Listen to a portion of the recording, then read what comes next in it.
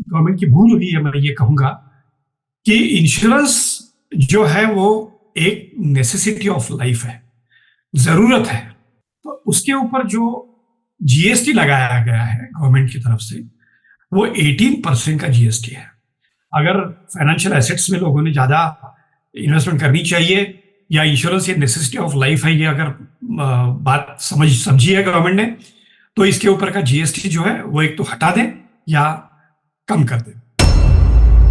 उसकी नीड्स के हिसाब से, उसकी जरूरतों के हिसाब से बीमा बेचने की कोशिश करने के लिए इंश्योरेंस कंपनीज ने अपने अभिकर्ताओं को या चैनल पार्टनर्स को बोलना चाहिए, ना कि अपना फायदा कौन से प्रोडक्ट बेचने में है ये देखना। कई बार ये होता है कि इंश्योरेंस कंपनी ये देखती है कि ये फलाना प्रोडक्ट अगर मार्केट में जाएगा तो मेरे कंपनी को ज्यादा प्रॉफिट होगा, इसलिए वो प्रमोट करते हैं एजेंटों को ये प्रोडक्ट बेचो। मेरे हिसाब से ये गलत है, क्योंकि फाइनेंशियल एडवाइजर की जरूरत बुरे समय पे तो लगती है, मगर अच्छे समय में भी लगती है, क्योंकि पैसा मैं कहाँ इन्वेस्ट करूं ये वही बता सकता है। और बुरे समय में जब मार्केट डाउन है तब भी लगती है कि मैं विड्रॉ करूं या लगा रहूं या और कुछ एडिशनल उसमें इन्वेस्टमेंट करूं।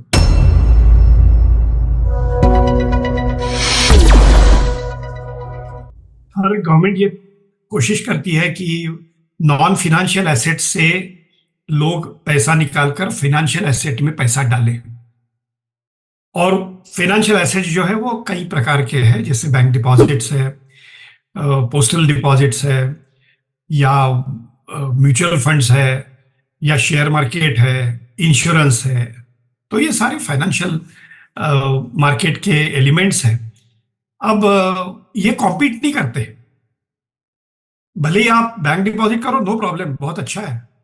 पैसा बैंक में रखो, घर में रखने के बजाय बैंक में रखो, या गोल्ड में ऑर्नामेंट्स बना के रखने के बजाय आप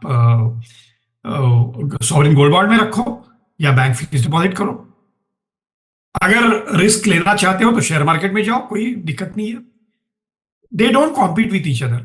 व्हाट इज इंपॉर्टेंट इज हर हर एक का ये हर एक की सोच होनी चाहिए कि अल्टीमेटली देश को समृद्ध बनाने के लिए लोगों का पैसा जो है वो नॉन फाइनेंशियल एसेट से फाइनेंशियल एसेट में आए। अब इसमें गवर्नमेंट का रोल क्या होता है? तो गवर्नमेंट हर सेक्टर को बैलेंस करना चाहती है, बैलेंसिंग एक्ट करती है। मगर एक बात जो गवर्नमेंट की भूल हुई है, मैं ये कहूंगा कि इंश्योरेंस जो है वो एक नेसेसिटी ऑफ लाइफ है, जरूरत है। हर एक को बीमे की जरूरत है, हेल्थ इंश्योरेंस की जरूरत है। तो उसके ऊपर जो जीएसटी लगाया गया है गवर्नमेंट की तरफ से, वो 18% का जीएसटी है। अगर मैं टर्म इंश्योरेंस लेना चाहता हूं तो हो सकता है कि जो 25-30 साल का बच्चा होगा उसका टर्म इंश्योरेंस का प्रीमियम 1 लाख के लिए 300 रुपए तक आ जाएगा, मगर उसके ऊपर 54 रुपए जीएसटी देना पड़ता है, जो कि बहुत चुभता है। तो इट इज हाई टाइम कि गवर्नमेंट ये देखना चाहिए कि अगर इंश्योरेंस सेक्टर को बढ़ाना है, अगर फाइनेंशियल एसेट्स में लोगों ने ज्यादा इन्वेस्टमेंट करनी चाहिए, या इंश्योरेंस ये नेसेसिटी ऑफ लाइफ है, ये अगर बात समझी है गवर्नमेंट ने, तो इसके ऊपर का जीएसटी जो है वो एक तो हटा दें या कम कर दें। इंश्योरेंस कंपनीज ने क्या करना चाहिए? इंश्योरेंस कंपनीज का काम सिर्फ बीमे का प्रचार प्रसार करना नहीं है। तो सही बीमा सही लोगों को मिले, ये देखना है। सही बीमा का मतलब क्या है? अब जैसे 25-30 साल का बच्चा जो है, ज्यादा तनख्वाह नहीं है, उसको सबसे पहली जरूरत यह है कि उसको टर्म इंश्योरेंस की जरूरत है। क्योंकि अगर खुदा न खास्ता कुछ हो गया तो फैमिली किसके तरफ देखेगी? आज उन्होंने पैसा लगा के उसको बड़ा किया है, पढ़ाई की है, और अगर कुछ हो गया तो उनके उनके लिए तो बिल्कुल आसमान टूट जाएगा। तो इसलिए उसको टर्म इंश्योरेंस की जरूरत है। जब उसको टर्म इंश्योरेंस की जरूरत है तो उसको टर्म इंश्योरेंस देने के लिए अपने अभिकर्ताओं को, अपने चैनल पार्टनर्स को बाध्य कीजिए। ये पूछिए कि भाई आपने उसको ये प्लान क्यों दिया। उसकी नीड्स के हिसाब से, उसकी जरूरतों के हिसाब से बीमा बेचने की कोशिश करने के लिए इंश्योरेंस कंपनीज ने अपने अभिकर्ताओं को या चैनल पार्टनर्स को बोलना चाहिए, ना कि अपना फायदा कौन से प्रोडक्ट बेचने में है ये देखना। कई बार ये होता है कि इंश्योरेंस कंपनी ये देखती है कि ये फलाना प्रोडक्ट अगर मार्केट में जाएगा तो मेरे कंपनी को ज्यादा प्रॉफिट होगा, इसलिए वो प्रमोट करते हैं एजेंटों को ये प्रोडक्ट बेचो। मेरे हिसाब से ये गलत है। जो नीड बेस्ड सेलिंग होती है उसके ह्यूमन लाइफ वैल्यू के हिसाब से जो उसने बीमा खरीदना है, कितना खरीदना है, वो उसके लाइफ गोल्स क्या है, ये देख के उसको बीमा बेचने के लिए ट्रेनिंग देनी चाहिए एजेंटों को। ये इंश्योरेंस कंपनीज का काम है। अब कस्टमर का क्या काम है? कई बार हमने ये देखा है कि कस्टमर जब बीमा लेता है तो एजेंटों के साथ समय नहीं बिताता। उसे कोई पूछता नहीं है कि भाई ये प्रोडक्ट तुम मुझे क्यों दे रहे हो, क्या आपने मेरा नीड बेस्ड एनालिसिस किया है, क्या मेरी ह्यूमन लाइफ वैल्यू के हिसाब से मुझे कितना इंश्योरेंस की जरूरत है, आप मुझे कितना दे रहे हो, या मुझे जो आप दे रहे हो उसमें मेरे को हर साल कितना प्रीमियम भरना पड़ेगा, क्या इसमें बोनस गारंटीड है, मैच्योरिटी पे मुझे कितना पैसा मिलेगा, क्या वो गारंटीड है। कस्टमर ने ये सारे सवाल जो है वो अपने इंटरमीडियरीज को, यानी एजेंट रहे या बैंक एश्योरेंस पार्टनर रहे या ब्रोकर रहे या आईएमएफ रहे, उसको पूछना चाहिए, समय बिताना चाहिए। देखिए, जब हम एक छोटी सी चीज भी खरीदने जब मार्केट जाते हैं, कहिए फ्रिज या टीवी, तो हम कितना सर्वे करते हैं, कौन सा मुझे चाहिए, कौन सा मुझे अच्छा रहेगा। मगर बीमा जब लिखते हैं तो अब एजेंट को बोलते हैं, अरे भाई ऐसा करो, मेरे भाई को जो प्लान दिया है ना वही मुझे दे दो। अरे उसके लिए वो अच्छा होगा मगर तुम्हारे लिए नहीं होगा। मगर ये हम सोचते नहीं है। दूसरी ऐसी बात है कि उसकी फाइनेंशियल कैपेसिटी अलग है, तुम्हारी फाइनेंशियल कैपेसिटी अलग है, उसकी रिस्पॉन्सिबिलिटी अलग है, तुम्हारी रिस्पॉन्सिबिलिटी अलग है। तो इसलिए समय दीजिए। ये मत कहिए एजेंट को, यार मुझे साइन कहाँ करना है बताइए, मैं साइन करके चला जाता हूँ, मुझे टाइम दिए। Spend some time. So this is very important for the customer, ताकि आगे चल के पछतावा न हो। फिर दो चार साल बाद कहोगे, यार ये तो बीमा मुझे चाहिए नहीं था, ये मेरे एजेंट ने मेरे गले में डाल दिया, थमा दिया। ऐसे मत करो, सोच समझ के बीमा लो, समय दो। अब एजेंट ने क्या करना चाहिए? पहली बात तो यह है कि ऑनेस्टली काम करना चाहिए, एथिकल काम करना चाहिए। एथिक्स और ऑनेस्टी जो है ना, it gives you benefit in long run.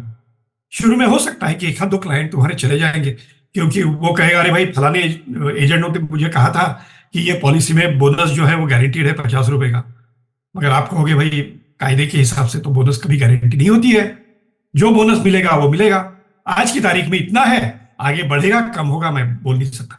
हो सकता है ये आपकी बात उसको हजम नहीं हुई होगी, तो एक क्लाइंट चला गया होगा।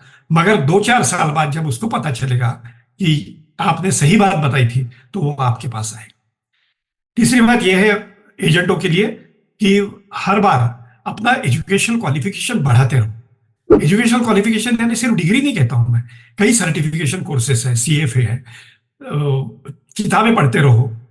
पढ़ने की आदत बहुत कम हुई है, मगर आजकल नए नए इंस्ट्रूमेंट्स आए, जैसे यूट्यूब में कई अच्छे अच्छे वीडियोस हैं, वो सुनो, ताकि सदा अप टू डेट रहने की कोशिश करो।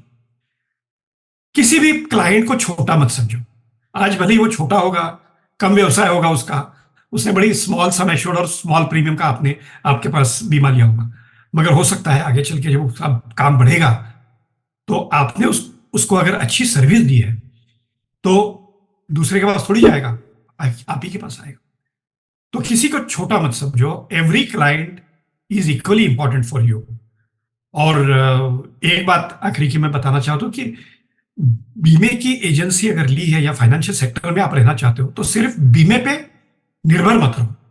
फाइनेंशियल सेक्टर का मतलब है आपके पास म्यूचुअल फंड की एजेंसी चाहिए, न्यू पेंशन स्कीम की एजेंसी चाहिए, मे भी किसी को लगे कि भाई मुझे पोस्ट के थ्रू पीपीएफ में पैसे जमा करने हैं तो वो भी आपके पास चाहिए।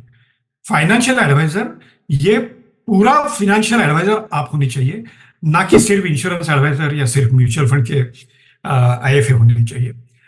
तो सारी एजेंसी जो है वो आपके पास होनी चाहिए। और ये जब करियर आपने लिया है तो इसमें आगे कैसे बढ़े इसकी हर बार कोशिश करनी चाहिए। क्लब मेंबरशिप्स है, एमडीआरटी है, या आगे चल के सीएलआई बन सकते हो, या सेल्स मैनेजर बन सकते हो। प्राइवेट कंपनीज में सेल्स मैनेजर की पोस्ट होती है, जो अच्छा एजेंट अच्छे काम करते हैं उनको मिलती है। तो काम बहुत, स्कोप बहुत है, क्योंकि फाइनेंशियल एडवाइजर की जरूरत बुरे समय पे तो लगती है, मगर अच्छे समय में भी लगती है, क्योंकि पैसा मैं कहाँ इन्वेस्ट करूं ये वही बता सकता है। और बुरे समय में जब मार्केट डाउन है तब भी लगती है कि मैं विड्रॉ करूं या लगा रहूं या और कुछ एडिशनल उसमें इन्वेस्टमेंट करूं। तो फाइनेंशियल एडवाइजर का करियर जो है वो अगर आपने सही तरीके से एडॉप्ट किया, फॉलो किया और काम किया, तो स्काई इज द लिमिट, इसमें कोई दो राय नहीं है। ये मेरे मन की बात थी, मैंने सोचा कि जो सारे स्टेक होल्डर्स हैं इंश्योरेंस के, उनके बारे में मेरे मन में जो आया वो मैंने बताया।